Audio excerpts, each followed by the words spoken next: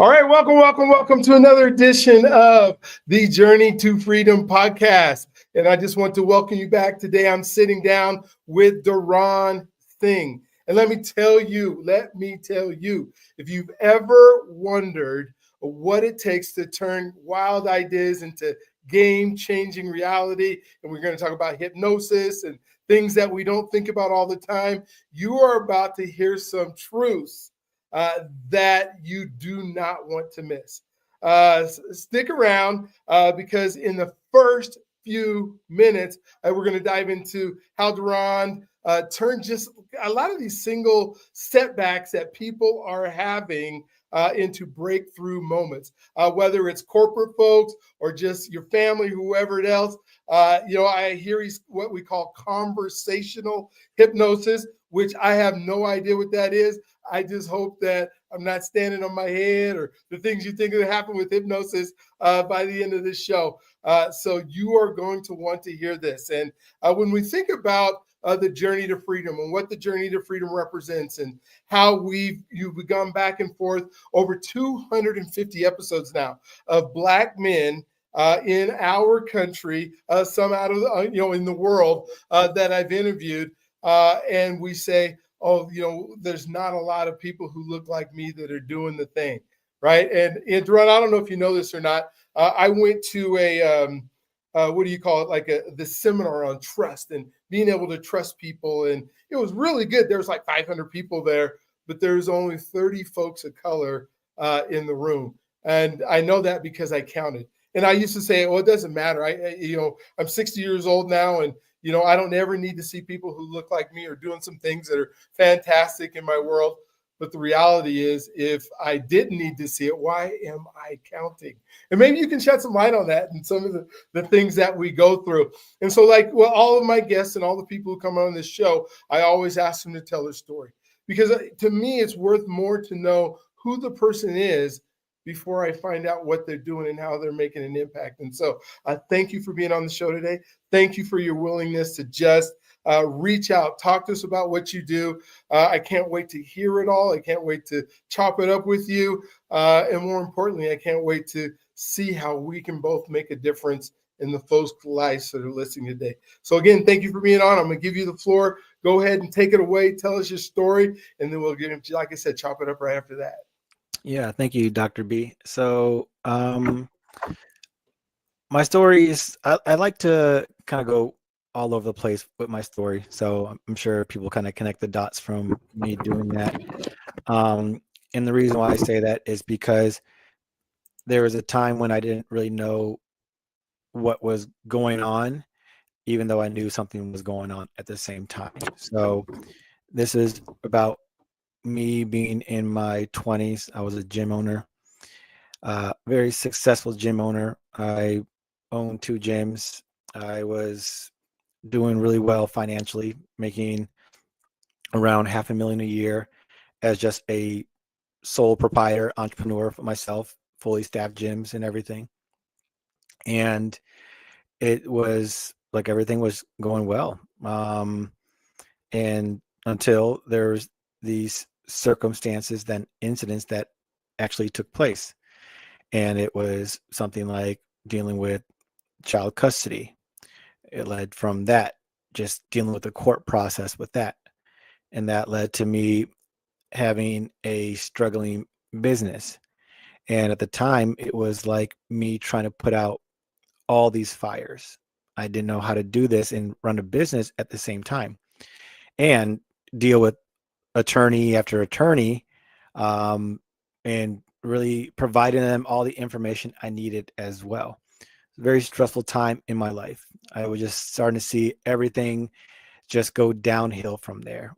Finances go down, resources go down, as friends, family, all those things started to struggle and to suffer from that. And it eventually got to a point where I just couldn't really do it anymore.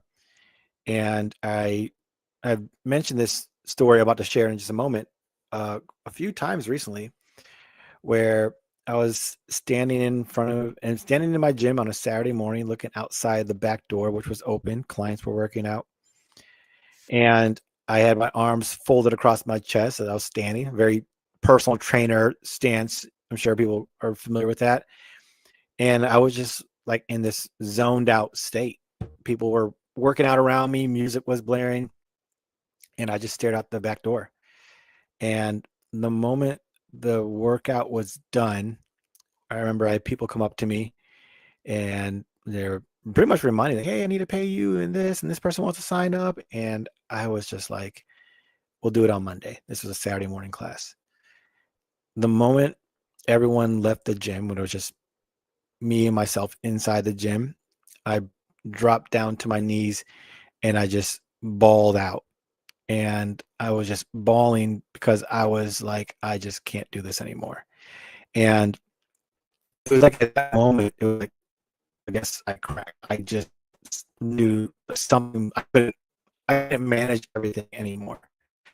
Um, at that moment, it was the point where I eventually just sold my gym, and I was like, I have to find out what's next for me. I got into yoga, got into online personal training, got into life coaching, mindset coaching, and it all seemed to feel good in the time being, but then it almost seemed like those old feelings that I had at the gym would slowly creep back into my life. And it was at that moment I was like, I need to talk to someone. So it was when I started working with a therapist at that time.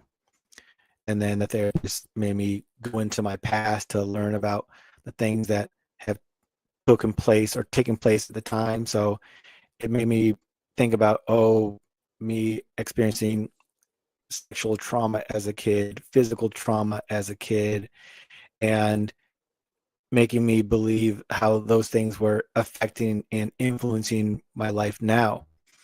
And I just held on to that, to where I noticed that, oh man, like my life is this way because of all these experiences I've had in my past. And even as I became all these other trades, let's say coach or yoga instructor, or even mindset life coach, I would practice the tools on myself and notice that it seemed like it would give me temporary relief, but there was always like this silent energy or pull that would pull me back into those old feelings. And if I were to describe those old feelings or put a label on it, it was like depression and anxiety and this feeling of hopeless or helplessness.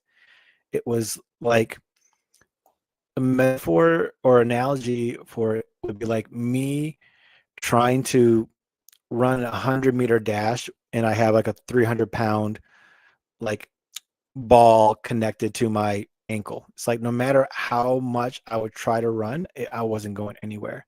And I would just get exhausted, burnt out. And it was just this feeling where I just like, what's the point of even making all this effort?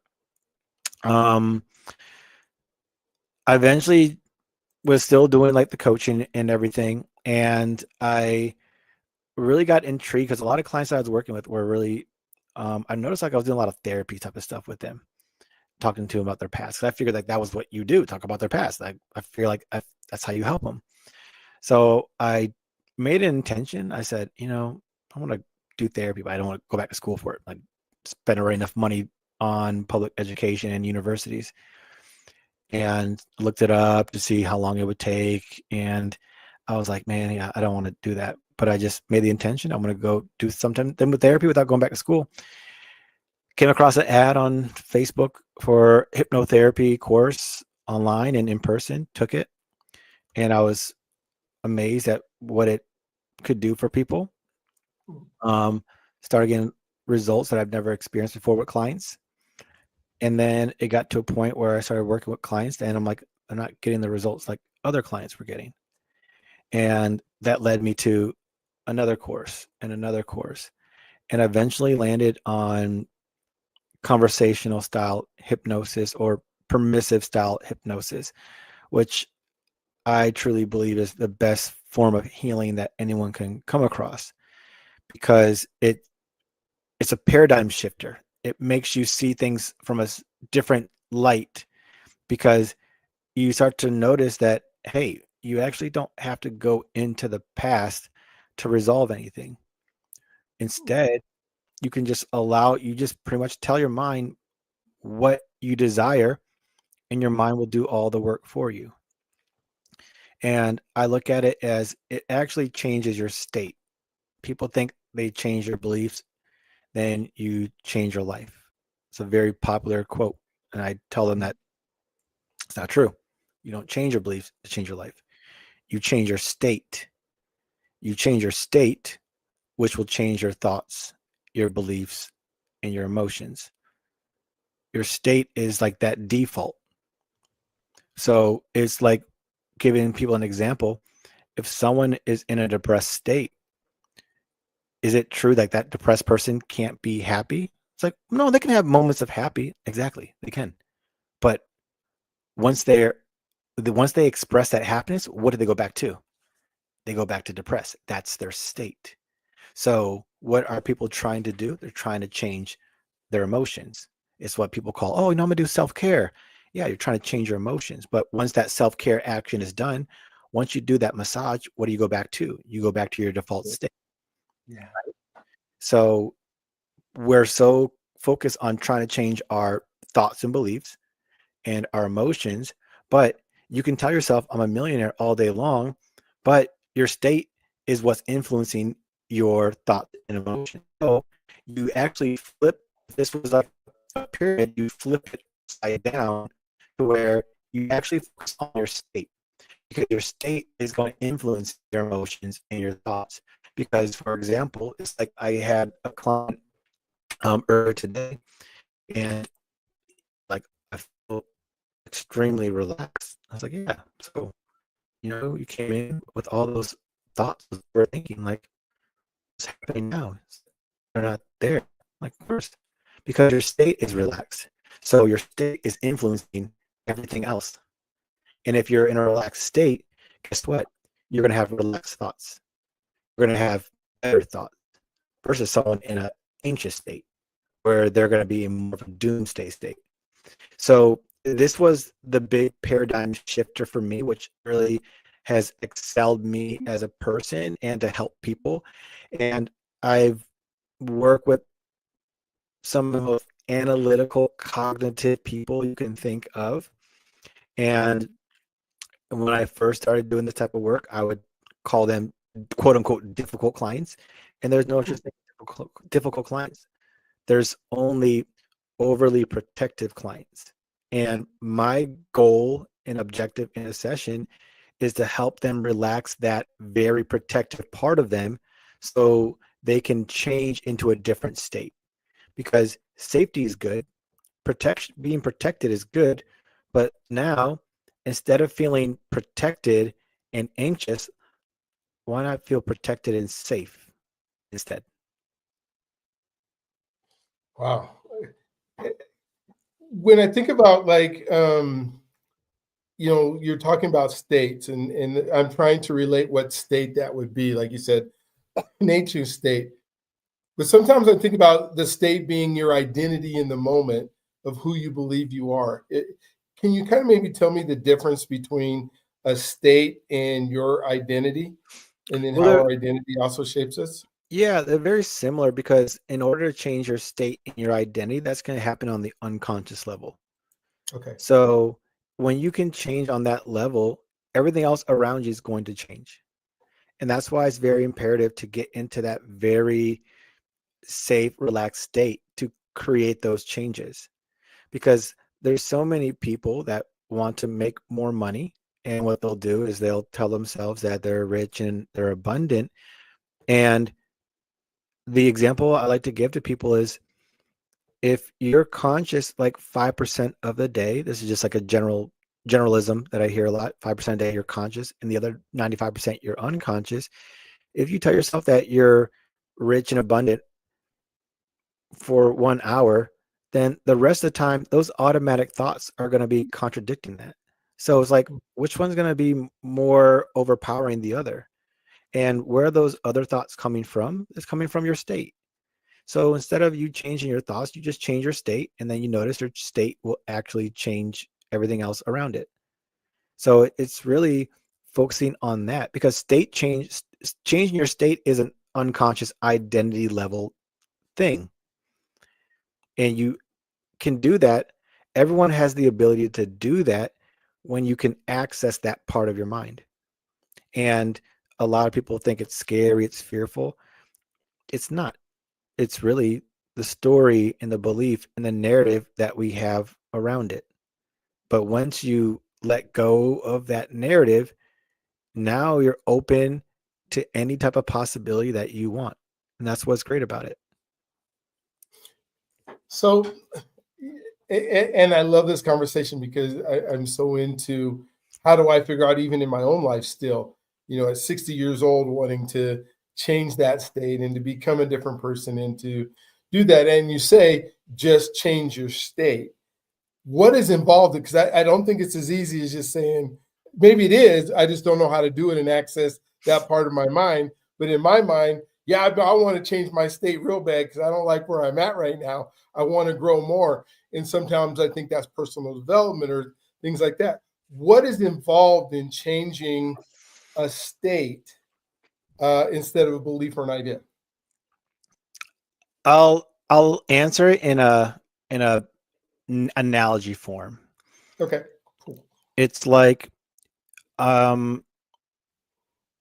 you're inside your house and you look outside the window and it's chaotic outside. You look outside, you just see people running down the street screaming. You're not going to feel very compelled to go outside. You're going to keep the door closed. However, if you look outside and you see little kids playing around and you see people laughing and having a cheerful moment, you're going to be like, I want some more of that. So what do people do? They open the door to go outside.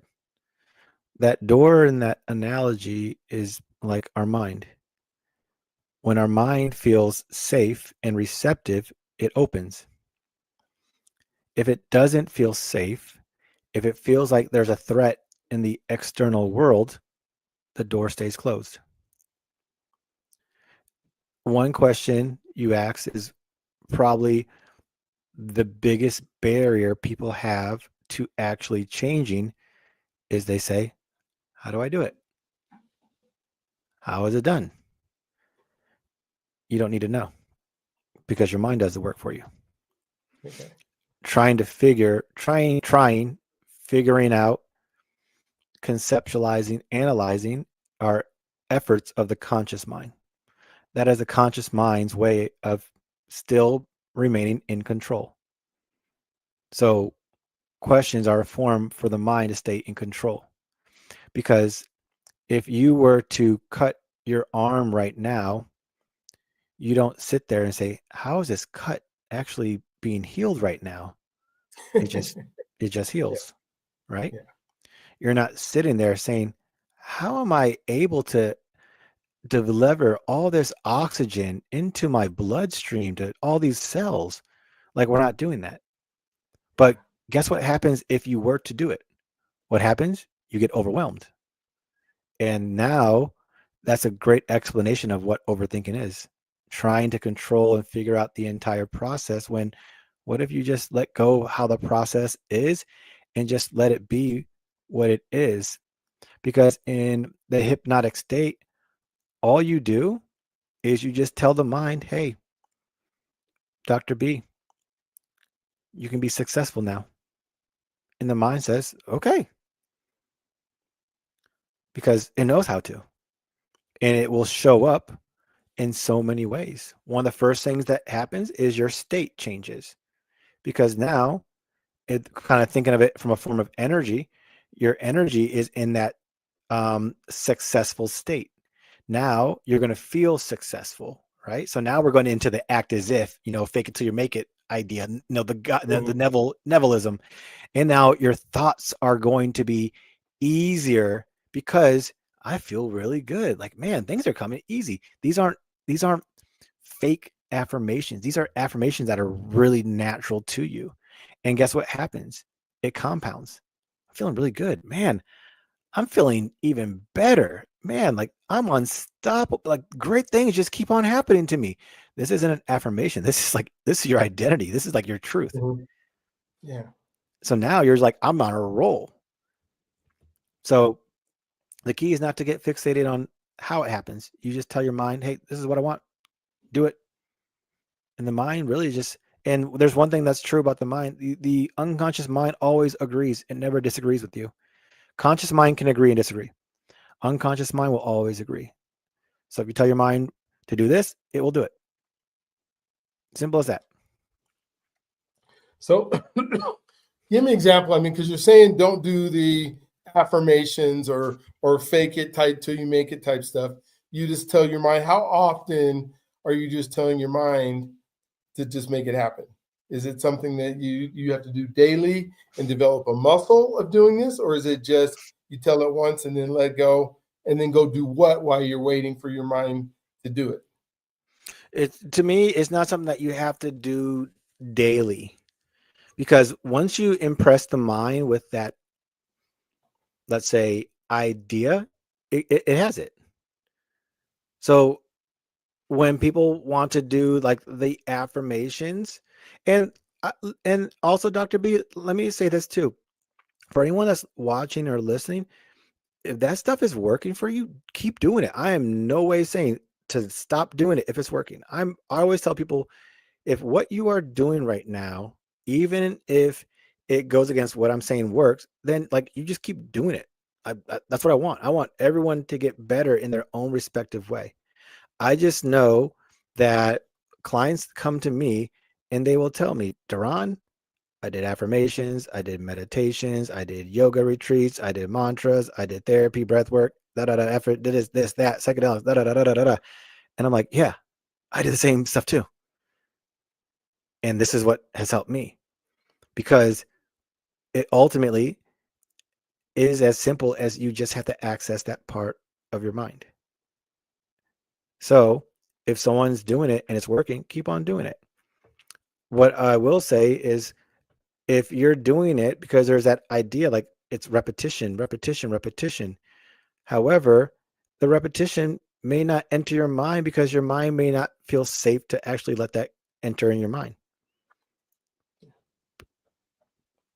You talked about the safety, like the door in the analogy you use, it said the door of your mind is closed because you don't feel safe opening it, or the house because there's chaos going on outside.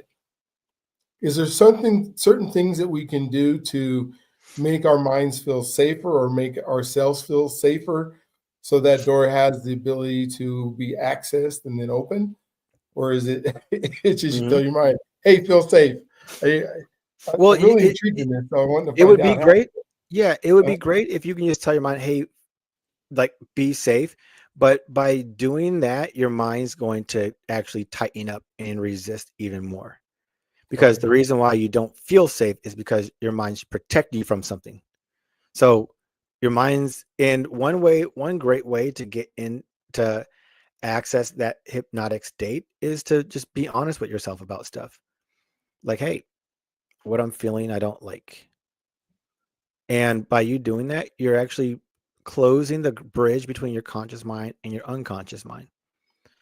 Another way you can do it is to just you can write out like, hey, what would your life look like if you were happier?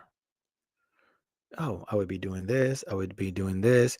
Because now you're using that part of your brain where it's starting to get into like that the visionary aspect of it, the imaginary aspect of it. So those are like probably the best processes you can do. I mean, ultimately, if you have someone that is that very analytical person that likes to question things, that person could actually handle that process. How? Because okay, am I doing this right? I don't know. This doesn't seem like it's gonna work. They're stuck in their head and they're not in the motions of it all or the state of it.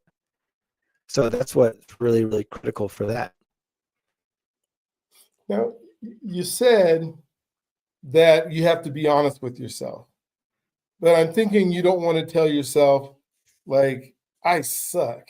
I'm terrible. I'm not worthy. I'm not enough. Some of those words that we tend to use all the time that I don't believe are true, but somehow we've convinced ourselves of those things. When we're being honest with ourselves, how are we doing that? How do we start having that conversation with ourselves that isn't, or maybe it should be, but that is, you're the worst of the worst, Hmm. instead of you're not, but you're just not where you want to be. Yeah, that's a good question, and that's one of the, I don't want to say the worst, but I'll say that's one of the worst things you can do is tell yourself those things because they're not true. Mm-hmm. They're stories. And I know a lot of people really get really surprised when I say this, especially because I started this episode talking about my story. With hypnosis, there's no story involved. We don't go into the past. We don't talk about the past at all because that's not where we're trying to go. And in addition to that, what takes place for people is in a therapy model, and this is in no disrespect for people in the therapy model world and everything, you have people that are bringing up the past, but what are they doing? They're reliving it. Why would we want to do that? Well, it's because people have been told and conditioned to believe, oh, to heal from the past, you have to go into the past. Well, if that was true, then why are people still dealing with the same issues over and over and over again? Because you could tell someone, hey, sit down and just imagine this beautiful flower in front of you. And as you're looking at it, you're just seeing the light shine off of its petals, and then the reflection is just glimmering all around you. And it's like, oh, that feels so good. Just think about that. Yeah. Right. Which is good. But of course, obviously, like as I've been mentioned, this is using your thoughts, which is creating a feeling, but it's not changing your state. Or you can sit there and talk about how when you were a kid, your mom yelled at you and she threw you into a room and locked you in there for hours and hours, and you cried and no one came to help you. Like, now the emotion with that, like how is that releasing the emotion? It's not, because what you're doing is you're recreating the emotion. And if your state is already that state, then you're just reinforcing that state. So the key is, going back to your question, Dr. B, like being honest. Hey, right now, I'm sitting here. I'm breathing. I'm listening. And as I'm doing those things, I just notice a thought. The thought is not I am. The thought is I'm a loser. Mm-hmm. Because there's one, I am a loser, is you identifying yourself as that. The other is I had a thought that I'm a loser. And even if I have that thought, perhaps I can be something different, maybe something better. And from that, you're taking what's honest in the moment, and the best thing to do is be present. And this helps you become present, because safety is only in the present moment. You just tap into what's happening right now. Anyone can do that. Sit down and notice what happens. Hey, I'm listening. I'm breathing. I just had a thought about my friend. I feel something in my body and I don't know what it is. And maybe I don't have to know what it is. I can just be with it. Because a lot of times we want to try to figure out why that feeling is. But maybe it's not about us trying to figure out what the feeling is. Maybe it's happening because it wants to be expressed. So what do? We don't try to analyze it, because then instead of being in here, you're in here. Hey, this feeling's here. I'm not going to change it, because maybe by not changing, I actually do change. Hmm. Yeah, I can And see that. that's ultimately the key for almost every person. And that was the biggest thing for me. I was so fixated on changing. But I realized by me focusing on that, I was pressuring myself to change. And it was like, whoa, actually, maybe I don't have to change. Maybe what it actually is me just accepting where I am right now. Because once again, that's law of attraction work right there. If I want more of like what you want is not in the future, it's in the now. And one of my favorite quotes is said Abraham Hicks quote, life doesn't get better now until it gets better now. I So like that. you don't seek, and that was one of my hardest things is I looked at the future as going to make me, tomorrow's going to tomorrow's going to make me better. No, it's not. Tomorrow's going to bring you more of what you have now. So stop thinking about tomorrow, the next day, the next year, the next 10 years, and 10, 5, 10, 20, 30, 40, 50 plus year plans. Focus on now. Notice what you feel. Is it uncomfortable? Good. Sit with that uncomfort, because guess what that uncomfort turns into? It turns into transformation, because you're not running from it anymore. You're actually sitting with that feeling instead of running from it into the future where you think it's not going to be there, but it's going to, until you resolve it now. And when you resolve it now, what emerges? Change. Because you didn't try to change. You let it change. I, I want to unpack this past thing a little bit with you. Because there's things that if they're building blocks, I guess, or maybe they're not, but when I think of other people's past, are we as they're teaching us or training us on things they did in order to be maybe where we want to go, or our own past, the things that worked, that we were successful at, that we want to do more of because we were happy in that state, we were excited in that state, so we want to continue to repeat that. But if we're not looking back to what created that, what brought us on, are we doing ourselves a disservice, or we don't concentrate on the bad things and we concentrate on the good things? How do we, I guess, reconcile the things that are going well so we can keep doing more of it? Well, I think that's a good point, because if you're looking into the past for all the good stuff, then is there an issue with right now? Like, what do you keep going into the past for? If the past is really not even existent, it's just a construct we hold into our mind. So for me, I did that a lot. And it was a point where I really had someone caught me and like, hey, I sold my gym and everything. I was in a different area of my life career wise. And someone said, hey, you ever notice you always compare yourself to when you were a gym owner? And I was like, oh man, I never realized that. Like, oh, when I was a gym owner, I did this. When I was a gym owner, I did that. Like, you ever notice you do that? And I was like, dang. And I didn't realize it at the time, but I did it because that point of my life is where I thought I had the most enjoyable time. So think about what I'm telling myself in the moment, because once again, your unconscious mind is picking up all. Right now is not good. Right now is not good. I need more of the past stuff. So, oh my gosh, yeah, that is so. Well, I think about like all the friends and stuff that if I go back to college, and all they want to talk about is our college days, and I just guys like, wait a minute, that's 30 years ago.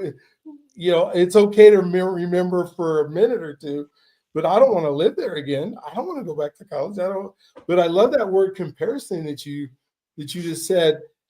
Is that a dangerous word, comparison, for most of us, that we get caught in, comparing our lives, comparing ourselves, comparing others? Is it something we should do, or just throw that word out of our lives? I look at it as this way. If an individual could or can accept themselves exactly as they are, there would be no reason to compare themselves. And it even goes to a point where I love what I do so much, because it allows people to tap into their own innate abilities. And there's a really, really great book. It's called The Magician's Way. It's a phenomenal book. And I love the book because I kind of give a backstory. This guy, he wants to become a better golfer. And he's hired all the coaches to perfect his swing and his form and technique and this, that, yada, yada, yada. and he wants to become a better golfer because it's a great way for him to connect with his clients, for his business and everything. And he goes to his friend's house in the city, and then he talks to his friend, and he's like, "Hey, you need to see this guy. Like, this guy will make you better, I promise." So this one guy, he goes to see this golf guy. Let's call him golf coach for the purpose. And he watches him swing. He just hit a couple of balls and swings, and he's working on his form. And he's like, "Hey, I could tell your problems. Like, you're so fixated on your form that you're not actually even allowing your body to just hit the ball into the hole."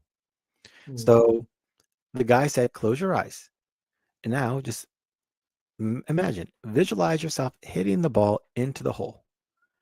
And then what I want you to do is I'm going to have you open your eyes. You're not going to think. You're just going to hit the ball." And he does it. And then the first time, he's like, "Oh, I hit the tree. Oh, my goodness." He's like, "Yeah. I know you did. And I know why you did. Because before you hit the ball, what did you do?" He's like, "Well, before I hit the ball, I did have a thought that I was going to hit the tree. And look what happened." It's like, "Do it again." So he does it again, opens his eyes, hits the ball, boom, goes right into the hole. It's like, wow, it happened. It's like, exactly. Because you were so fixated on your form and the technique and how to hit the ball, the grip. But what you did instead is you focused on the outcome. You hit the ball. And during that process, once again, this is that kind of connects everything back to, you didn't think about how it was going to be done. You allowed your body to move in the way for it to go into the hole. And it's beautiful because it really is a reminder for me and even your audience that maybe you don't need technique and form and to know how to do it. Maybe you just put trust that you already do know how and you just hit it.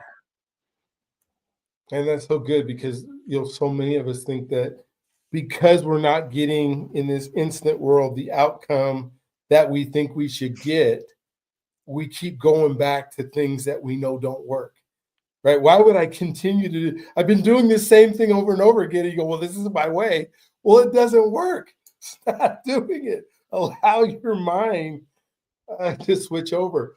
One of the things I'd love to ask you as we're getting this show is, you know, I've read and heard you on some podcasts where you talk about conversational hypnosis and how it can help us. And maybe talk about what is it compared to regular hypnosis, I guess, if we're comparing tonight. And then how is it that it can help us with this issue that you're talking about, is doing the same thing over and over again, over and over and over again, and expecting these results to be so much different. Or I'll just get another technique, or just read another book, or I'll just have another coach that tells me the exact same thing, and we just keep doing it. Yeah, and I did that. I went from coach to coach to coach to coach, and I even had hired coaches and didn't even have the money to hire them, but I was like, oh, this is going to help me. And then I was like, man, it didn't help. So, I mean, it made me feel let down.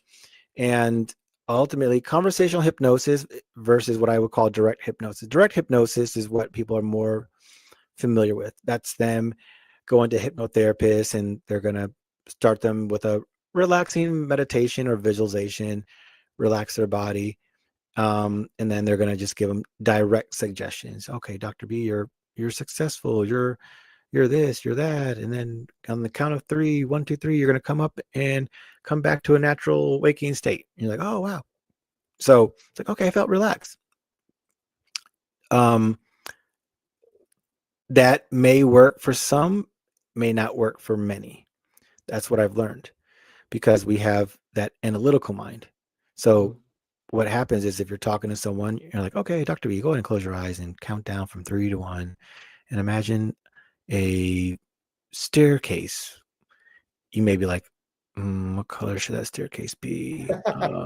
He didn't tell me. He didn't know. Yeah. Okay. He said, count down from 10 to 9. How fast should I go? Or should I listen to him?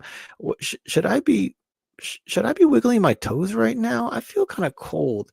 So they're pulling themselves out the process. from doing that. With conversational, it is like the name itself, it's conversational based. I'm ultimately having a conversation with someone and speaking to them in a way to help them relax that part of the mind that's questioning things. That Mhm. mind's like, hey, this isn't working. You know what? I feel something changing, but it can't be from that. Okay, he just said that what I'm feeling is probably from this. Okay, maybe is he reading my mind right now? And then the mind's like, ugh, it just goes to Mhm. sleep.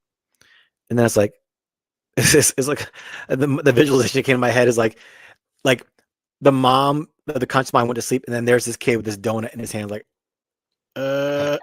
and it's like, oh crap, what do you want? Like, hey, you know what? You're gonna lose weight now. You know, and it's like, okay, donuts go away. And you can accept yourself. And now one thing that's really important too is I'm not gonna give direct suggestions like that. It's gonna be very permissive.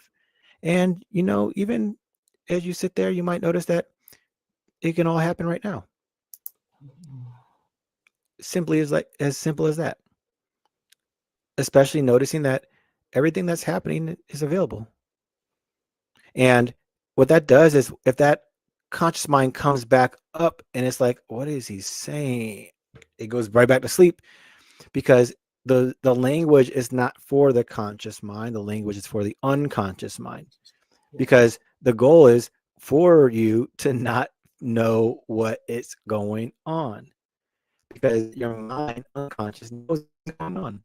So you just feed it the language of it. And that's how it makes the transformation happen. Wow. So, as I think through this process, and it's almost where as you're having a conversation, you're giving somebody the permission to let that door open so they can go out there and be successful. Just because you're not concentrating on all the, like, you haven't gone into the past and tried to fix stuff that doesn't need to be fixed, and you're now here in the now, and we're staying in the now, and we're saying, okay, hey, this is truly what I desire or I want, and I don't know how I'm going to get there, but I don't need to know how I'm going to get there because my mind's going to figure that out. Exactly. Subconscious. You're like it goes back to what I said. You're not trying to figure out how your wound is healing because your mind's doing it for you. You're not Mhm. trying to figure out how to breathe and how to blink and how to respirate or beat your heart. It's all being done for you. And the power behind that is the exact same power that is behind changing your state, which changes everything else because of that. So, are there states that we want to avoid that we seem to be? Maybe there's some that are just not good for us, and somehow we end up back there most of the time. How do we change our state and stay in the new state without reverting back to some of those that don't serve us? So what creates states is going to be what we consider traumatic events. Okay. Anytime the body is threatened in any way, whether it be verbally, physically, emotionally, whatever, it alters someone's state. To give someone an example, if someone is in a car and then they're in a head-on collision, that's going to create a state for them. So this is how come people can drive by a place where they had an accident and their body tenses up. Like, why is this happening? Well, because your body's in that state and it still recalls that. And what is it doing? It's reliving it through your eyes. It's picking up all the information in that exact same area and it's creating that state for you. Or you're already in that state, but now what's happening is physically your body is reacting to it. It goes back to safety. It really goes back to safety. The more safe someone is and they feel, and one of the biggest things I see with people is they're experiencing um, the overthinking part of their mind wants to stay in control because stillness or silence doesn't seem safe. Because what makes them feel quote unquote safe the illusion of safe is their mind constantly being in control, chatting away. You should do this, you should do that. And then they're like, oh man, like I hate how my mind does this. And I tell them, you shouldn't hate it. You should actually be grateful that your mind does it. Yes, it may seem like a behavior you don't like, but if you know that your mind is doing that to keep you safe, then why would you reject that part of you? And I can just say that statement to almost anyone, and then they'll go into trance because they never thought of that way. What they're doing is they're looking at their behavior as negative. But by them doing that, what are they doing? They're telling their mind, hey, what you're doing to help me cope, I don't like. And now it's like this self-abandonment that takes place when it really should be, hey, this behavior that you're doing, it actually is keeping me safe. Perhaps we can find a new way to keep me safe that's healthier and more whole. And the mind can be like, oh, didn't know you actually want a different way. We just knew this could be like an imprint from the past, but once again, it doesn't mean we have to go there, but the mind still has a record. The mind can be like, oh, we just knew when you were that 15-year-old kid, you picked up that bottle of vodka in your mom and dad's, liquor cabinet or whatever, and that made you numb out and forget about what happened. Oh, you don't want to do that anymore? We didn't even know. What do you want instead? Happiness. Okay, forgiveness. Cool. And just like that, it'll change. Yeah. Is the type of safety that you're referring to environmental? Because I think when I go to think about safety, I think about, going outside, what's happening in the environment. Am I in a good neighborhood? Are the street lights on? I can imagine even for women, it's even more scary. Who's walking behind me? Who's not? And I guess I don't want to get scared, but right now I don't feel like you're talking about that type of safety, like, because one person could feel super safe in that environment where another is super scared in that environment, right? Exactly. You pretty much answered the way I was going to answer it. It depends on the person, right? It's like how some people say they thrive the most in busy atmospheres, and some people they thrive the most in quiet atmospheres. It really is meeting the client with where they are. We're not trying to take them away from where they are. You're meeting them with where they are, and you're allowing their mind to let the process unfold the way that's best for them. You're giving them the space, the time, and the ability to do so without interrupting it.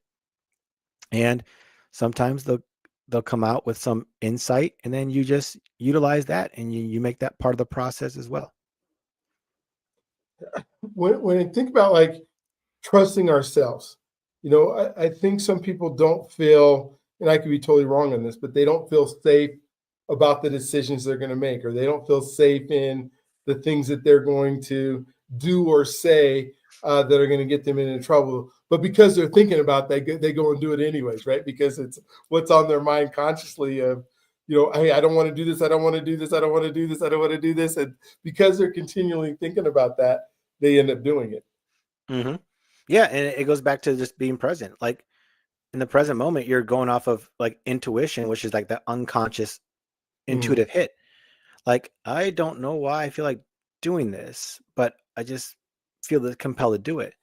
And one thing I tell people is, if the decision that you're making, because I hear people say this often, like, oh, those hard decisions are sometimes the best decision. You'll know if this decision's right if you feel aligned. If it feels aligned, it's most likely a good decision. You just act on it and you do it. And you go with that because your unconscious mind is not trying to force you to do something. It's aligning you. The conscious mind is hey, you got to work hard. You got to get up at 4 o'clock in the morning. You got to hustle and you got to grind. And even if you're tired, you push through it. And, F your feelings. That's like, it's torturous to yourself. Your subconscious mind is like, hey, sleep in. The conscious like, no, we have to get up. Like, if we don't get up at this time, like, we're not gonna be successful. And your unconscious mind's like, you can still be successful. Like, what's the rush? But we've got conditioned from societal norms, like, oh, get up at 4 o'clock, work to 9 p.m., do ice baths in the morning, meditate for 2 hours, exercise. We, eat carnivore, keto, vegan. We've been conditioned to do all these things to the point where we don't even listen to ourselves and what our body actually needs, because your body may not need any of that stuff. And sometimes your body's like, I want you to do nothing today.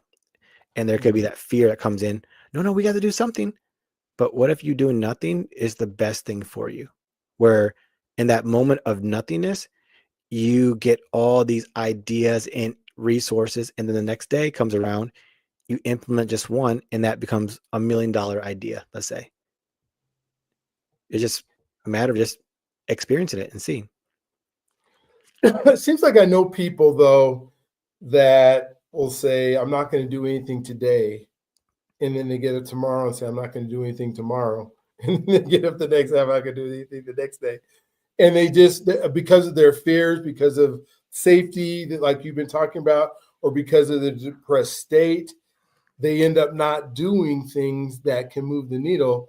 And now they're in this position where I guess life is happening to them instead of them helping life happen or making life happen. How do we spend time helping those folks get out of that? So for those individuals, my question is, do you really want to do something? Is it you want to do something and you're not, or is it you actually don't want to do nothing and you actually are doing nothing? So I look at it is your intention and your behavior lining up? Because it could be something where someone's saying like I used to be, something I would say is I would lie in bed for hours and I'd tell myself, I just want to get up and get up. And I wouldn't get up. And it could be the other way around. It's, I want to lay in bed, or I want to get up, but I want to lay in bed, or vice versa. I can't remember which way it was, but it can be either way. So I think are they really saying that and doing it, or are they actually only wanting to do it, but just saying it? I love how you put that word intention in there, because it reminds me this time of year, right? People are gearing up for the holiday season, and then you own the gym, so you know that come January, everybody's going to jump into the gym, and their intention, I think or believe, is that they feel better about their bodies, and whether it's losing weight so they can feel better, or it's just getting in shape so they can feel better. But then they put all this on them that I have to do, like you said, get up at 4:00 in the morning and eat ice cubes, and then so regimented, and they're not in that state to be able to do that, and then they give up so quickly because it isn't that identity or that state that's allowing them to do it. You're nailing it on the head. That's exactly what it is. They're using conscious effort, thinking that it's going to last, but their state never changes. It's like having weeds in the garden, but you're planting flowers on top. The weeds are still going to come out. They're still going to be there. Like you have to extract the weeds. So that's really what happens with the people with the New resolutions. They're telling themselves, come January 1st. And it's like, why not right now? Why not start now? Because they're convinced their mind to start in the future time, which really there is no future, it's only now. And when they do it, guess what? They could see results. They could not see results. That's not what's important. They can still see results, but guess what? Their state may not change from it. They may feel differently, but their state isn't going to change. And it takes one small little trigger, boom, and then guess what? All that progress goes away. And then they're like, what's the point of me doing this? It's never going to change. And then they wait till next year to do the same process. And this is, and I'm glad you brought that up, because it shows how powerful changing your state actually is. Yeah, because the people who do it and absolutely change their state, they continue to move forward. And the folks that just stay in the state they're in and expect different results almost probably end up going backwards from where they really wanted to be. So instead of losing the 10 pounds or the 20 pounds, they gain 5 pounds or 10 pounds. Yeah. And I've also seen it to where people use so much effort and energy to get progress and results, And guess what ends up happening? They get tired. They get burnt out. So the 6 days a week turns into 5 to 4 to 3 to once every other week to I haven't been in the gym for like 2 months because all that energy is like they don't have any effort to do it anymore. They're just doing so much. They're not listening to what their body needs. Listen, I've had people where they don't even work out. They're in such a really relaxed state. Their body's releasing because the cortisol is low. So I mean, you think about the physiology part, like what's really put on weight, it's gonna be cortisol. So when you eat inflammatory foods, it increases your cortisol. When you work out, it increases cortisol. And if you have a really great state, when you work out, it increases your cortisol. But when you sleep really deeply and heavily, you're dropping your cortisol levels and you're increasing your human growth hormone, which helps you put into fat burning. So I say that because even if you were like, I don't know if hypnosis can work for me. Well, there's the science behind the physiology behind if you were trying to use it for weight loss right there. Yeah. Wow. Man, it's so cool. I want to continue to have conversations with you. I know we've been at time, and I want to give you the opportunity because I asked all the selfish questions that I wanted to know so that tomorrow morning when I wake up, I'm changing my state into where I want it to be. I'm not actually changing it. I'm letting my mind change it. I'm just opening the door somehow through the things that I say or do because I've told myself tonight, this is what I want. And then I let my body go do it. There you go. What did we talk about that you want to make sure that we bring up and tell people how to get a hold of you and all that kind of really cool stuff? Yeah, I mean, one thing I want people to know is like, no matter what you're going through, it's possible. And I keep that very vague because whatever that means to you, whomever's listening, just know that. Doesn't matter what it is, it's possible. And that's something that I used to write down, like something I used to write down over and over again is anything is possible. Anything is possible. So that if there's a mantra that I definitely know made a difference in my life, it was that one. And that one was one I came across from Les Brown earlier in my career as a gym owner. I would listen to him heavily. It's possible. It's possible. And his stories, he's a phenomenal storyteller, which is hypnosis, by the way, for people that don't know. So if you want to find me, follow me, work with me, you can check me out at deronsingh.com. Instagram and YouTube handle at Deron_Singh.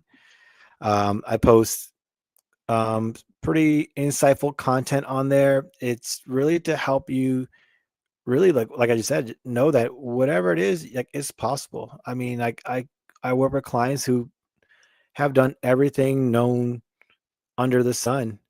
And I don't say this to impress, but to impress upon, because it's not me doing the work. It's all I'm doing is creating the atmosphere for individuals to have the experience that they truly desire.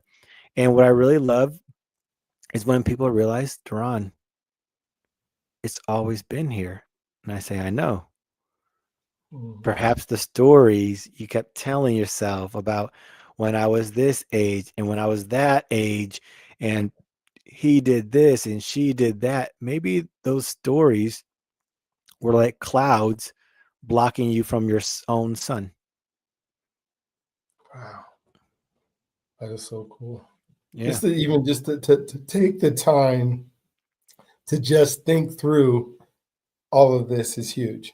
Instead of just always trying, and then getting those same results. But if I just set back, let my mind work the way it's supposed to, and then open the doors for me that are going to take me to different levels. Oh Yeah. my gosh, so sweet. Well, thank you for getting on with us today and spending this hour with me has been so insightful for me. I'm just, as I'm processing and figuring out exactly what I'm going to do as a result, I want you guys to go ahead, if this is your first episode of Journey Freedom you've ever watched, go ahead and hit subscribe and notifications and all those things to hear some of our amazing guests. And I promise you, Deron and I are not done. We are going to have more conversations and hopefully be able to help you get to the place that you want to be, because ultimately That's the gift. That is what we are here for. That's why we're having these conversations. It's not so that, part of it is so that we can better ourselves, but ultimately the part is that we can help your lives become better as a result of you making better choices, thinking differently, moving on differently, trying things differently, so that you can hit those levels of success that you desire. And so, again, thank you for being on. I can't wait to see you in the beaches of the world or wherever our paths will cross.